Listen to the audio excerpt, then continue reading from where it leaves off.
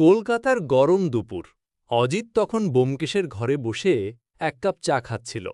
ব্যোমকেশ দিব্যি শান্ত মুখে ধোঁয়া ওঠা চায়ের কাপে ঠোঁট ছোঁয়াচ্ছে। ঘরটা খোলা, জানালার বাইরে শিউলি গাছের পাতা দুলছে। হঠাৎই দরজায় কড়া নাড়ার শব্দ হল। ভেতরে ঢুকলেন এক বৃদ্ধ ভদ্রলোক, মুখে আতঙ্ক, চোখে দুশ্চিন্তার ছাপ। আপনিই কি ব্যোমকেশবাবু? ব্যোমকেশ হেসে মাথা নাড়ল। হ্যাঁ, বলুন, কি সমস্যা এসেছেন? বৃদ্ধের নাম হরিদাস মুখোপাধ্যায়। তিনি ছিলেন এক প্রাচীন সংস্কৃত পুঁথি সংগ্রাহক। তার পূর্বপুরুষদের সংগ্রহে ছিল শত শত বছরের পুরনো দুষ্প্রাপ্য পাণ্ডুলিপি। সেই অমূল্য সংগ্রহ তিনি নিজের বাড়ির ভাণ্ডারে তালা দিয়ে রেখেছিলেন। কিন্তু দুদিন আগে রাতের অন্ধকারে সেই ভাণ্ডার ভেঙে চুরি হয়ে গেছে সবচেয়ে দামি একটি পুঁথি, রুদ্রতন্ত্র নামে এক প্রাচীন গ্রন্থ, যেটা নাকি বহু গোপন মন্ত্র ও আচারবিধি নিয়ে রচিত। হরিদাসবাবুর কাঁপা গলায় শোনা গেল, ব্যোমকেশবাবু, ওই পুঁথি শুধু ইতিহাস নয়, এর মধ্যে লুকিয়ে আছে এক বিপজ্জনক তন্ত্র। ভুল মানুষের হাতে পড়লে সর্বনাশ ঘটবে।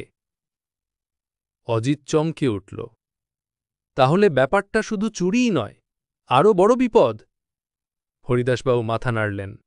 হ্যাঁ অজিতবাবু, আর এই কাজটা সাধারণ চোরের নয়, নিশ্চয়ই কেউ বিশেষ উদ্দেশ্যে চুরি করেছে। ব্যোমকেশ চোখ সরু করে বলল, আপনার সন্দেহ কার ওপর? বৃদ্ধ একটু ইতস্তত করে বললেন, আমার বাড়িতে প্রায়ই কয়েকজন গবেষক আসত পুঁথি দেখতে। তাদের মধ্যে একজন ছিলেন রামকৃষ্ণ দত্ত, খুব উচ্চাভিলাষী যুবক। পুঁথিটা নিয়ে তার অস্বাভাবিক আগ্রহ ছিল। আমি তাকে বারবার বুঝিয়েছি বইটা আমি বিক্রি করব না। সেই ঘটনার কয়েকদিন পরই চুরি হল। ব্যোমকেশ এক দৃষ্টে তাকিয়ে রইল হরিদাসবাবুর দিকে, তারপর শান্ত স্বরে বলল, ঠিক আছে, আমি এই চুরির রহস্য উদ্ঘাটন করার চেষ্টা করব। আজই আপনার বাড়িতে গিয়ে শুরু করা যাক আমাদের তদন্ত। অজিত তখনই খাতায় লিখে রাখল মূল সূত্রগুলো। ১. চুরি হয়েছে এক অমূল্য পুঁথি, রুদ্রতন্ত্র। ২. ঘটনাটা ঘটেছে রাতের অন্ধকারে, ভাণ্ডারের তালা ভেঙে। ৩. হরিদাসবাবুর সন্দেহ রামকৃষ্ণ দত্ত নামে এক গবেষকের ওপর। ব্যোমকেশ উঠে দাঁড়াল, তার চোখে সেই চিরচেনার রহস্য উদ্ঘাটনের ঝলকানি।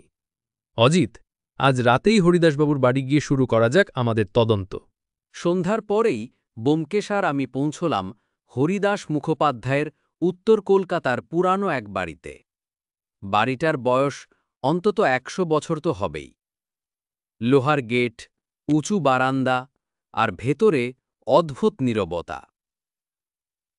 হরিদাসবাবু আমাদের নিয়ে গেলেন ভাণ্ডারের ঘরে। ঘরটা বাড়ির পশ্চিম কোণে, জানালায় মোটা কাঠের পাল্লা, আর বাইরে লোহার গ্রিল।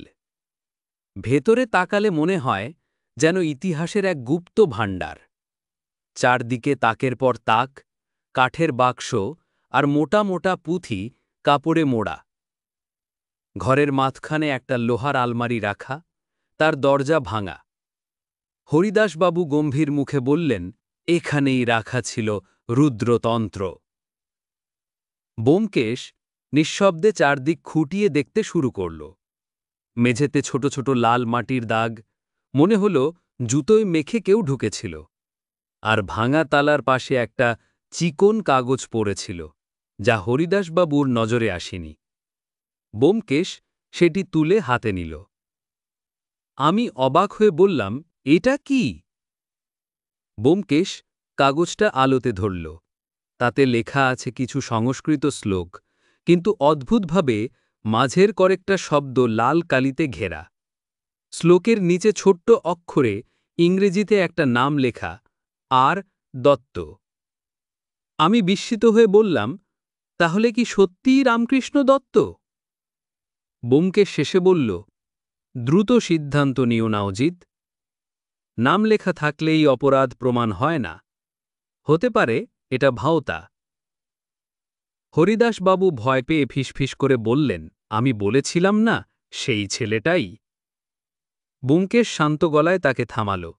অপেক্ষা করুন, প্রথমে আমরা সব সূত্র জোগাড় করি। এরপর আমরা বাড়ির দারোয়ানকে ডেকে জিজ্ঞাসাবাদ করলাম। দারোয়ান বলল, সেদিন রাত 1টার দিকে হঠাৎ কুকুরগুলো ঘেউ ঘেউ করতে থাকে।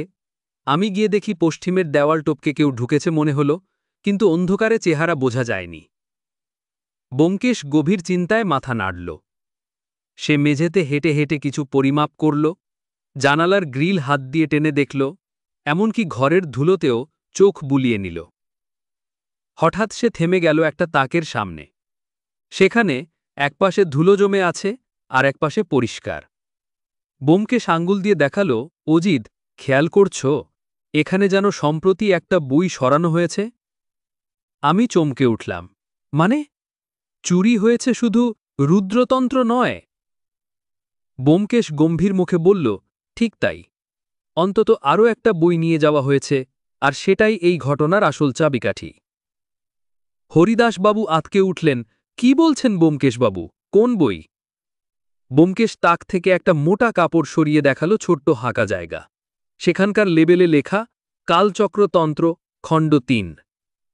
বৃদ্ধ স্তম্ভিত হয়ে বসে পড়লেন। হায় হায়, সেটাও তো অমূল্য, কিন্তু ওটার খবর তো কেউ জানত না। ব্যোমকেশ চোখ সরু করে তাকাল।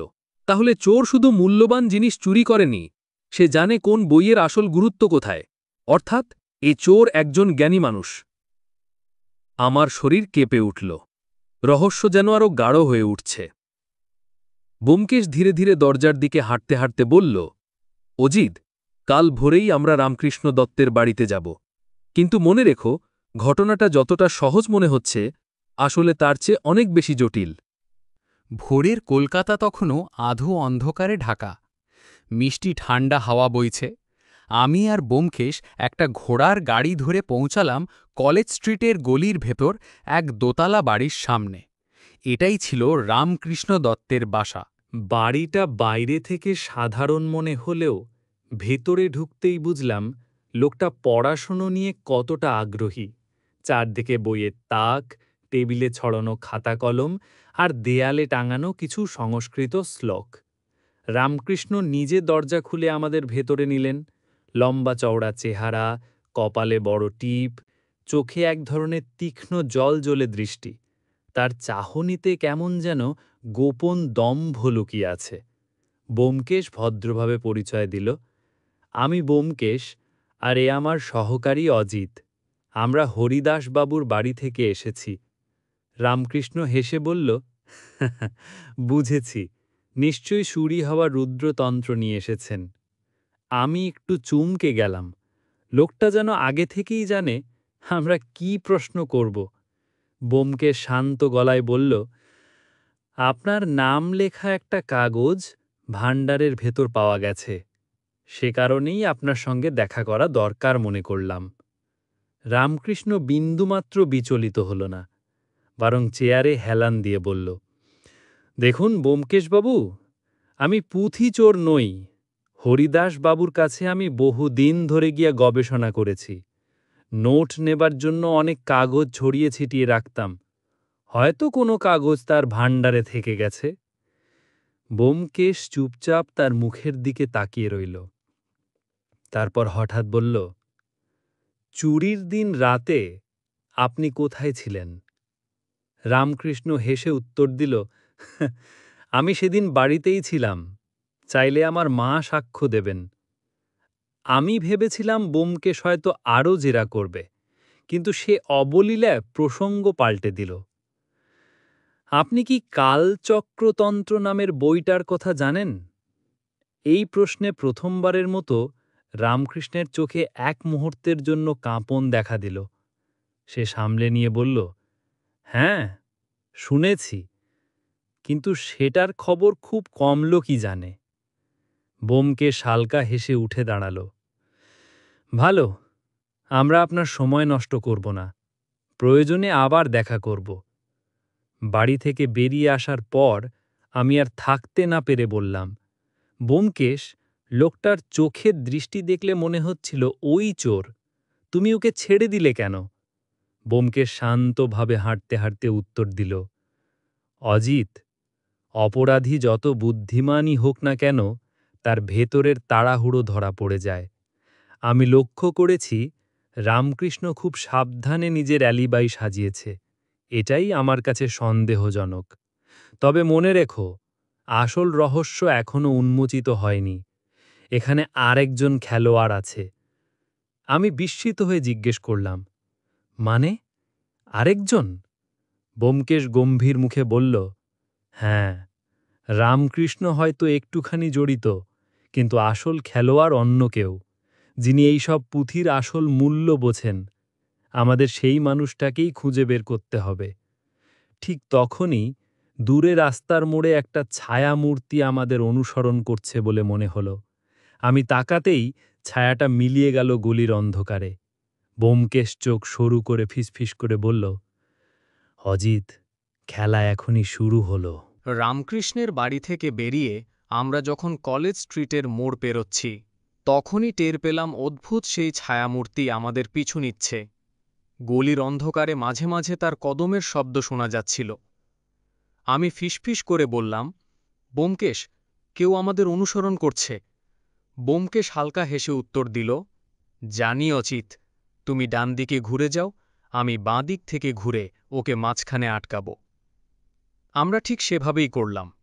হঠাৎ ছায়াটা বুঝতে পেরে দ্রুত দৌড় দিল। আমি প্রাণপণ ছুটে গিয়ে তাকে ধরে ফেললাম। চিৎকার করে উঠল, ছাড়ুন, আমি কিছু করিনি। আলোয় টেনে আনতেই দেখা গেল এক তরুণ ছেলে, বয়স সবই ২০-২২, ছেঁড়া জামা, চোখে আতঙ্ক। ব্যোমকেশ শান্ত গলায় জিজ্ঞেস করল, তুমি কে? আমাদের পিছু নিচ্ছিলে কেন? ছেলেটা কাঁপতে কাঁপতে বলল, আমি গোপাল, হরিদাসবাবুর বাড়ির পাশের পাড়ায় থাকি। আমি সব জানি, সব।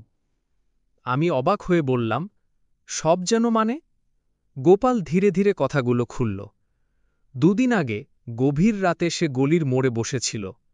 তখনই সে দেখেছে দুইজন মানুষ হরিদাসবাবুর বাড়ির পশ্চিম দিকের দেওয়াল টপকে ভেতরে ঢুকছে।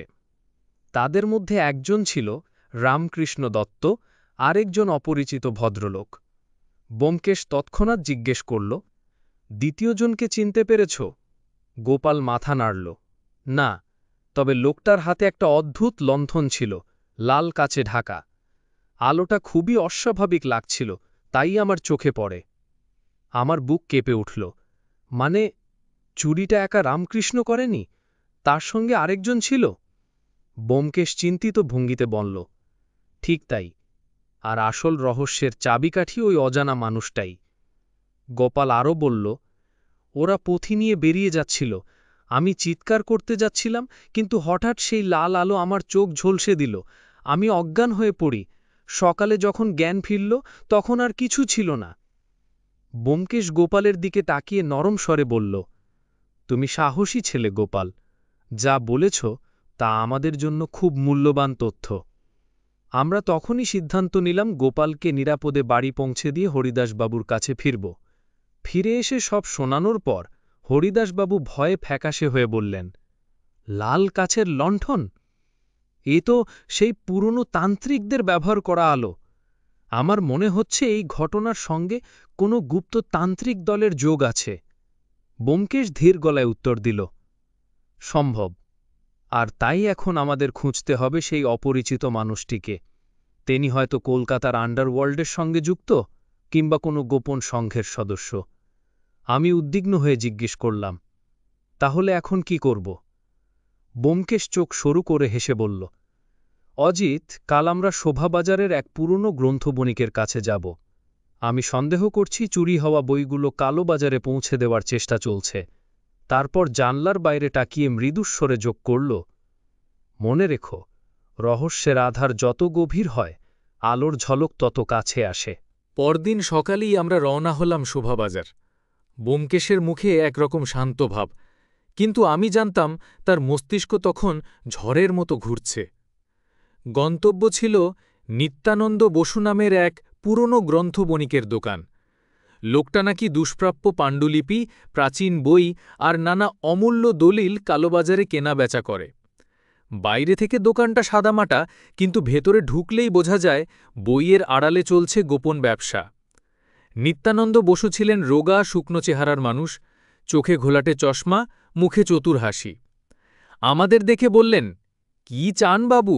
পুরনো পুঁথি, সংস্কৃত, আরবি, ফার্সি সবই আছে। ব্যোমকেশ ধীর গলায় উত্তর দিল, আমরা খুঁজছি বিশেষ কিছু। শুনেছি সম্প্রতি আপনার কাছে অতি বিরল তন্ত্রগ্রন্থ এসেছে। নিত্যানন্দ হেসে গলা নামিয়ে বলল, আরে বাবু, সেসব সহজে কাউকে দেখানো যায় না, এখানে কেবল বিশ্বাসী ক্রেতাদেরই দেখাই। ব্যোমকেশ টেবিলে হাত রেখে শান্তভাবে বলল, যদি বলি আমরা সেই ক্রেতা, আর দাম নিয়ে আমাদের কোনো আপত্তি নেই। লোকটা আমাদের ওপর থেকে নিচ পর্যন্ত দেখে নিল, কিছুক্ষণ চুপ থেকে পর্দা সরিয়ে ভেতরের ছোট ঘরে নিয়ে গেল। সেখানেই লোহার বাক্স খুলে বের করল কয়েকটা পুরনো গ্রন্থ। আমি শ্বাসরুদ্ধ হয়ে দেখলাম, একটা বইয়ের কাপড়ে লেখা স্পষ্ট অক্ষরে কালচক্রতন্ত্র খণ্ড ৩। আমি প্রায় চিৎকার করে উঠেছিলাম, কিন্তু ব্যোমকেশ আমার হাত চেপে ধরে থামিয়ে দিল।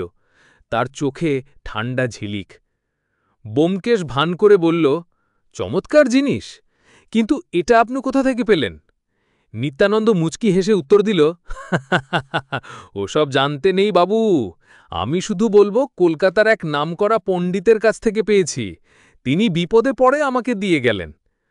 ব্যোমকেশ গম্ভীর ভঙ্গিতে মাথা নাড়ল, তারপর ধীরে ধীরে উঠে দাঁড়াল আর শান্ত গলায় বলল, ভালো, আমরা ভেবে দেখব, কাল আবার আসব। বাইরে বেরোতেই আমি আর থাকতে পারলাম না। ব্যোমকেশ, বইটা তো সত্যিই চুরি হওয়া কালচক্রতন্ত্র, এখনই ওকে পুলিশে দিই না কেন? ব্যোমকেশ শান্তভাবে বলল, না অজিত, আমরা যদি তাড়াহুড়ো করি তাহলে আসল অপরাধীর নাগাল পাব না। মনে রেখো, নিত্যানন্দ শুধু দালাল, বইটা তার হাতে এসেছে অন্য কারোর মাধ্যমে, আমাদের জানতে হবে সেই মানুষটাকে। আমি হঠাৎই মনে করলাম গোপালের বর্ণনা, লাল কাচের লণ্ঠন হাতে এক রহস্যময় মানুষ। আমার গায়ে কাঁটা দিল। ব্যোমকেশ ফিসফিস করে বলল, অজিত, আমার সন্দেহ শক্ত হচ্ছে। এই লেনদেনের আড়ালে যে মানুষটা আছে সে শুধু বই চুরি করতে আসেনি, সে চায় এই তন্ত্রের গোপন শক্তি নিজের হাতে নিতে। আর সেটা যদি সত্যি হয় তাহলে বিপদ শুধু হরিদাসবাবুর নয়, পুরো সমাজের। ঠিক তখনই দূরে একটা রিকশা এসে থামল। নিত্যানন্দের দোকান থেকে বেরিয়ে গেল এক ভদ্রলোক, আর তার হাতে ছিল সেই লাল কাঁচের লণ্ঠন। আমি হতবম্ব হয়ে তাকিয়ে রইলাম। ব্যোমকেশ ঠোঁট কামড়ে ফিসফিস করে বলল, এই তো আমাদের আসল খেলোয়াড়। রিকশায় বসা সেই ভদ্রলোককে দেখে আমার বুক ধক করে উঠল। হাতে স্পষ্ট ধরা লাল কাঁচের লণ্ঠন, যেটার কথা গোপাল বলেছিল। ব্যোমকেশ চোখ দিয়ে ইশারা করল, অজিত, শান্ত থাকো, ওকে গোপনে অনুসরণ করতে হবে। আমরা তৎক্ষণাৎ আরেকটা ভাড়া রিকশা নিলাম। কিছুটা দূরত্ব রেখে পিছু নিলাম সেই রহস্যময় মানুষটির। সে রিকশা নিয়ে ঘুরপথে যেতে লাগল, কখনো শোভাবাজার, কখনো হাতিবাগান, তারপর ঘুরে পৌঁছল পুরনো গলির ভেতরে এক জরাজীর্ণ দোতলা বাড়ির সামনে। বাড়িটা দেখতে প্রায় ভাঙাচোরা, বাইরের দেওয়ালে শ্যাওলা জমে আছে। লোকটা ভেতরে ঢুকতেই ব্যোমকেশ আমাকে থামাল। না অজিত, এখনই ভেতরে যাওয়া ঠিক হবে না, আগে চারদিক খতিয়ে দেখি। আমরা একপাশে দাঁড়িয়ে দেখলাম বাড়িটার জানালায় ফাঁক দিয়ে অদ্ভুত আলো ঝলকাচ্ছে, লালচে রঙের। ভেতর থেকে মাঝে মাঝে শোনা যাচ্ছে মন্ত্রোচ্চারণের মতো শব্দ। আমি ফিসফিস করে বললাম, ব্যোমকেশ, এটা কি তান্ত্রিকের আখড়া? ব্যোমকেশ ঠান্ডা স্বরে উত্তর দিল, মনে হচ্ছে তাই, আর সেই জন্যেই সে রুদ্রতন্ত্র আর কালচক্রতন্ত্র চাইছে। আমরা আরও কিছুক্ষণ অপেক্ষা করলাম। ঠিক তখনই দরজা খুলে বেরিয়ে এল রামকৃষ্ণ দত্ত। তার হাতে একটা কাপড়ে মোড়া বই। আমি চমকে উঠলাম, তাহলে রামকৃষ্ণ আসলেই জড়িত? ব্যোমকেশ মাথা নাড়ল, হ্যাঁ, কিন্তু সে এখানে একমাত্র খেলোয়াড় নয়, ওকে কেউ ব্যবহার করছে। ভেতর থেকে বেরোল সেই লাণ্ঠনওয়ালা ভদ্রলোক। এবার তার মুখ স্পষ্ট দেখা গেল, কুঞ্চিত দাড়ি, কপালে তিলক, চোখে অদ্ভুত তেজ। হরিদাসবাবুর বর্ণনা মনে পড়ে গেল, পুরনো তান্ত্রিকদের আলো। ব্যোমকেশ মৃদুস্বরে বলল, অজিত, লোকটা ভবানী শঙ্কর শাস্ত্রী। শুনেছি একসময় কাশীতে ছিল, পরে কলকাতায় এসে গোপন তন্ত্র চর্চা শুরু করেছে। বহুদিন ধরেই সে বিরল পুঁথির খোঁজে ছিল। আমার শরীর কেঁপে উঠল। মানে পুরো চুরির নেপথ্যেই ভবানীশঙ্কর? ব্যোমকেশ ঠোঁট চেপে বলল, হ্যাঁ, আর রামকৃষ্ণ তার হাতের ক্রীড়নক। আমরা দূর থেকে দেখলাম রামকৃষ্ণ আর ভবানীশঙ্কর দুজনে গলির ভেতর হারিয়ে গেল। ব্যোমকেশ দাঁড়িয়ে গভীর চিন্তায় ডুবে গেল। অজিত, আমাদের হাতে সময় খুব কম। ভবানীশঙ্কর যদি সত্যি রুদ্রতন্ত্র আর কালচক্রতন্ত্র একত্র করে, তবে সে বিপজ্জনক আচার শুরু করবে। এর ফল ভয়ঙ্কর হতে পারে। আমি উদ্বিগ্ন হয়ে বললাম, তাহলে কি করা যায়? ব্যোমকেশ দৃঢ় গলায় উত্তর দিল, প্রথমেই জানতে হবে তারা কোথায় সেই আচার করতে চায়, আর তার আগে রামকৃষ্ণকে গোপনে ধরতে হবে। ও আমাদের কাছে আসল সূত্র দেবে। আমি ব্যোমকেশের চোখে সেই চিরচেনা দৃঢ় সংকল্পের ঝলক দেখলাম। মনে হল রহস্যের অন্ধকার ধীরে ধীরে কাটতে শুরু করেছে। পরদিন ভোরে আমরা প্রস্তুত হলাম। ব্যোমকেশ সোজা পুলিশের সাহায্য নিতে চাইল না। তার যুক্তি, অপরাধীকে ধরতে হলে আগে তার মুখ থেকে সত্যটা বের করতে হবে। পুলিশ এলে রামকৃষ্ণ হয়তো মুখ বন্ধ করে দেবে। আমরা রামকৃষ্ণের বাড়ির সামনে গিয়ে লুকিয়ে অপেক্ষা করতে লাগলাম। সকাল ৮টার দিকে সে দরজা খুলে বেরোল, হাতে খাতা কলম। মনে হলো কলেজে যাচ্ছিল। ব্যোমকেশ হঠাৎ তাকে সামনে গিয়ে আটকাল। রামকৃষ্ণ চমকে উঠল, আরে ব্যোমকেশবাবু, এত ভোরে? ব্যোমকেশ ঠান্ডা গলায় বলল, আমাদের সঙ্গে একবার আসবেন, আপনার সঙ্গে কিছু কথা আছে। রামকৃষ্ণ ইতস্তত করছিল। আমি দুপাশে দাঁড়িয়ে তার রাস্তা রোধ করলাম। শেষ পর্যন্ত সে বাধ্য হয়ে আমাদের সঙ্গে এলো। আমরা তাকে নিয়ে গেলাম কাছের এক নির্জন পার্কে। ব্যোমকেশ সোজাসাপটা প্রশ্ন করল, আপনি হরিদাসবাবুর ভাণ্ডারে সেদিন রাতে কাকে নিয়ে ঢুকেছিলেন? রামকৃষ্ণ মুখে হাসি আনার চেষ্টা করল। আমি বুঝতে পারছি না। ব্যোমকেশ এবার কড়াক স্বরে বলল, মিথ্যে বলবেন না, গোপাল সব দেখেছে। আপনার সঙ্গী ছিল ভবানীশঙ্কর শাস্ত্রী। আপনার মুখ থেকে সত্যি না বের হলে আমি এক্ষুনি পুলিশের হাতে তুলে দেব। এইবার রামকৃষ্ণের মুখ ফ্যাকাশে হয়ে গেল, হাত কাঁপতে লাগল। কিছুক্ষণ চুপ থেকে সে হঠাৎ ভেঙে পড়ল। হ্যাঁ, আমি গিয়েছিলাম, কিন্তু আমি একা অপরাধী নই। সবকিছু করিয়েছে ভবানীশঙ্কর। ওই আমাকে প্রলুব্ধ করেছিল। ব্যোমকেশ নীরবে শুনতে লাগল। রামকৃষ্ণ কাপা গলায় বলল, আমি গবেষণা করতে চাইতাম। বিরল গ্রন্থ আমার কাছে স্বপ্নের মতো। ভবানীশঙ্কর আমাকে বলল, যদি আমি তাকে সাহায্য করি তবে সে আমাকে বড় পণ্ডিত হিসেবে প্রতিষ্ঠিত করবে। আমি বোকামি করে রাজি হয়ে যাই। আমি ক্ষোভে বললাম, তাহলে রুদ্রতন্ত্র আর কালচক্রতন্ত্র এখন ওদের কাছে? রামকৃষ্ণ মাথা নাড়ল। হ্যাঁ, ওরা সেই বই নিয়ে বিশেষ আচার শুরু করতে চায়। কাশীর পুরনো মন্ত্রমুদ্রা ব্যবহার করে নাকি এতে ভয়ঙ্কর শক্তি জাগ্রত হয়। আমি প্রথমে বিশ্বাস করিনি, কিন্তু এখন ভয় পাচ্ছি। ব্যোমকেশ শান্ত গলায় বলল, আচার কোথায় হবে জানেন? রামকৃষ্ণ থতমত খেল। আমি আমি ঠিক জানি না, তবে শুনেছি শহরের বাইরে শেওড়াফুলি ঘাটের কাছে একটা পুরনো মন্দিরে ওরা জড়ো হবে কাল রাতেই। ব্যোমকেশের চোখে ঝিলিক দেখা গেল। ধন্যবাদ রামকৃষ্ণ, আপনি যদি সত্যিই অনুতপ্ত হন তবে আমাদের সহযোগিতা করবেন, না হলে নিজের জীবনের পথ আপনি নিজেই অন্ধকারে ডুবিয়ে দেবেন। রামকৃষ্ণ মাথা নিচু করে বলল, আমি সাহায্য করব, যা বলবেন তাই করব। আমরা ওকে নিরাপদে এক বন্ধুর বাড়িতে লুকিয়ে রাখলাম। বেরিয়ে আসতেই আমি ব্যোমকেশকে জিজ্ঞেস করলাম, তাহলে কাল রাতেই চূড়ান্ত সংঘর্ষ? ব্যোমকেশ গম্ভীর গলায় বলল, হ্যাঁ অজিত, কাল রাতেই সিদ্ধান্ত হবে। এই অমূল্য পুঁথিগুলো সভ্যতার হাতে ফিরবে নাকি অন্ধকারের শক্তির হাতে যাবে। পরদিন সন্ধ্যা। আমি আর ব্যোমকেশ নৌকো করে পৌঁছলাম শেওড়াফুলি ঘাটে। গঙ্গার জলে তখন চাঁদের আলো দুলছে, দূরে ঝিঝি পোকার শব্দ, চারদিকে ভৌতিক নীরবতা। ঘাটের ওপারে দাঁড়িয়ে আছে পুরনো ভগ্নপ্রায় এক মন্দির। অন্ধকারে দেখে মনে হল যেন মৃত ইতিহাসের এক ভূত দাঁড়িয়ে আছে। ব্যোমকেশ ফিসফিস করে বলল, অজিত, চুপচাপ থাকো, একটু অসতর্ক হলেই ওরা টের পাবে। আমরা মন্দিরের ধ্বংসপ্রাপ্ত দেওয়াল টোপকে ভেতরে ঢুকলাম। ভেতরে দৃশ্য দেখে আমার বুক কেঁপে উঠল। মাঝখানে আগুন জ্বলছে, চারদিকে কালো পোশাক পরা কয়েকজন মানুষ বসে মন্ত্র জপ করছে। তাদের সামনে রাখা রুদ্রতন্ত্র আর কালোচক্রতন্ত্র খোলা অবস্থায়। পাতা উল্টে যাচ্ছে বাতাসে, কিন্তু কেউ যেন অদ্ভুত ভক্তি ভরে তা দেখছে। আগুনের আলোয় স্পষ্ট দেখা গেল ভবানী শঙ্কর শাস্ত্রী, লাল কাঁচের লণ্ঠন তার পাশে রাখা, কপালে চন্দনের দাগ, চোখ দুটো জল করছে।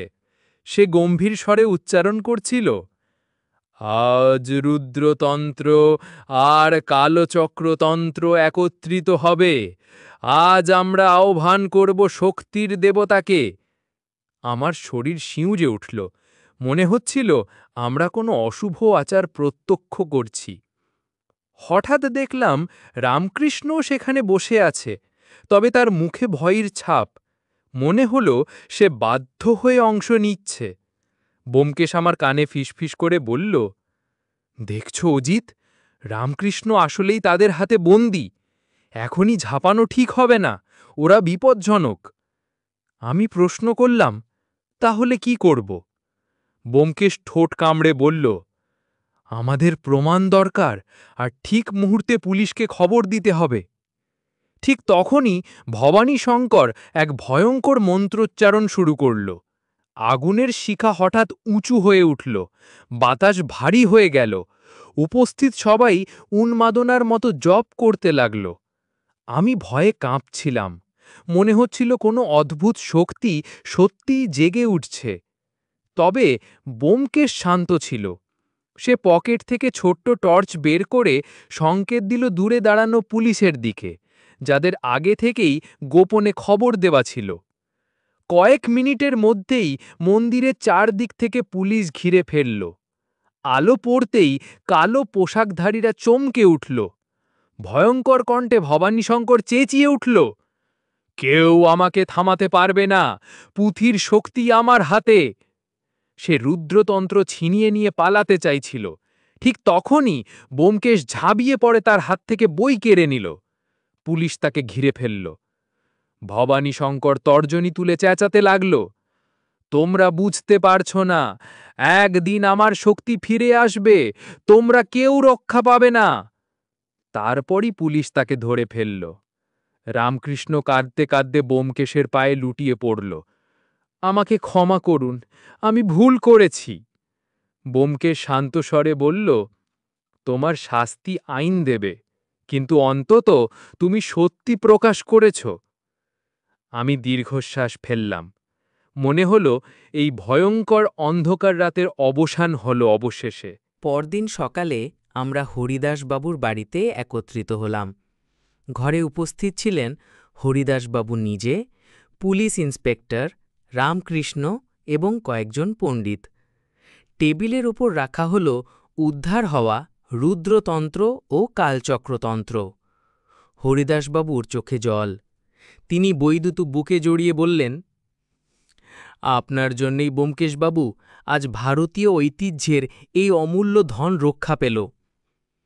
আমি গর্বে ফেটে পড়ছিলাম, কিন্তু ব্যোমকেশ শান্তভাবে গলা খাঁকারি দিয়ে বলল, ঘটনার শুরু থেকে শেষ অবধি যা ঘটেছে তার ব্যাখ্যা দেওয়া প্রয়োজন। সবাই শুনুন। ব্যোমকেশের বক্তব্য। ভবানী শঙ্কর বহুদিন ধরেই হরিদাসবাবুর ভাণ্ডারের প্রতি লোভী ছিল। তার উদ্দেশ্য কেবল গবেষণা নয়, বরং বিরল তান্ত্রিক গ্রন্থ ব্যবহার করে ক্ষমতা অর্জন। কিন্তু একা তার সাধ্য ছিল না, তাই সে রামকৃষ্ণকে প্রলুব্ধ করে দলে টানে। সেদিন রাতে ভবানী শঙ্কর ও রামকৃষ্ণ গোপনে ভাণ্ডারে প্রবেশ করে।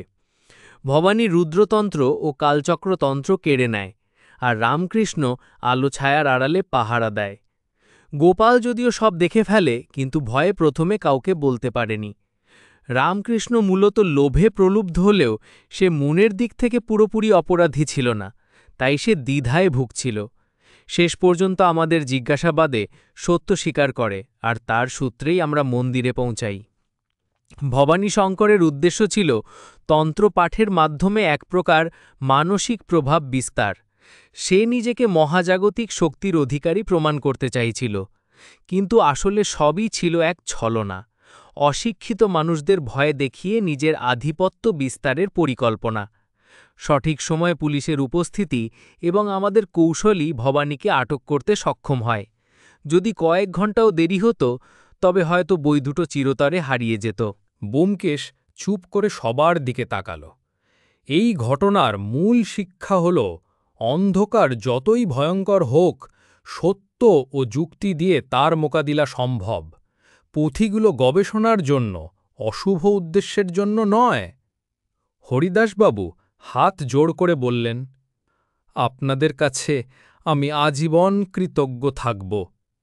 আমি ব্যোমকেশের দিকে তাকিয়ে ভাবছিলাম, এমন মানুষ পৃথিবীতে খুব কম জন্মায়, যে শুধু অপরাধ উদ্ঘাটন করে না, সভ্যতার দায়িত্বও কাঁধে তুলে নেয়। ঘটনার পর কয়েকদিন কেটে গেল।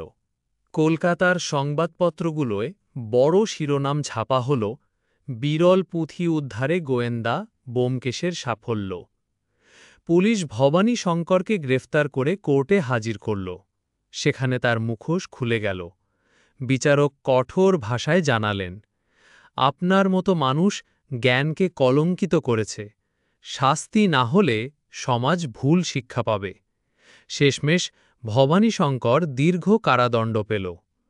হরিদাসবাবু কিছুদিন পর ব্যোমকেশ ও আমাকে ডেকে আনলেন। তিনি বললেন, এই পুঁথি শুধু কাগজ নয়, এ হল আমাদের সভ্যতার ইতিহাস। আপনাদের জন্যই তা রক্ষা পেল।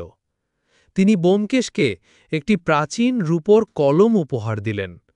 ব্যোমকেশ হাসল, আমি কোনো পুরস্কারের জন্য কাজ করি না হরিদাসবাবু, তবে এটুকু মনে রাখবেন, যতদিন এই পুঁথিগুলো থাকবে, সেগুলো মানুষের কল্যাণে ব্যবহার হবে। সেদিন রাতে আমরা ফেরার পথে গঙ্গার ঘাটে বসেছিলাম। চাঁদের আলো নদীর জলে ঝলমল করছিল। আমি ব্যোমকেশকে বললাম, তুমি যদি না থাকতে, তবে এই রহস্য কেউই উদ্ঘাটন করতে পারত না। ব্যোমকেশ ধীরে ধীরে বলল, অজিত, মানুষ যখন অন্ধকারকে পুজো করতে শুরু করে, তখনই সমাজ ধ্বংসের পথে যায়। আমাদের কাজ শুধু অপরাধী ধরাই নয়, অন্ধকারের মুখোশ খুলে দেওয়াও। আমি নীরবে তার মুখের দিকে তাকালাম। সত্যি ব্যোমকেশ শুধু গোয়েন্দা নয়, সে যেন আলো হাতে অন্ধকারের সঙ্গে লড়ে চলা এক যোদ্ধা। গঙ্গার বুকে হাওয়া বয়ে যাচ্ছিল। দূরে ঢাকের মৃদু শব্দ ভেসে আসছিল। আমাদের হৃদয়ে ভেসে উঠল একটাই অনুভূতি, যতদিন ব্যোমকেশ আছে, ততদিন অন্ধকার যত গভীরই হোক, সত্য একদিন প্রকাশ হবেই।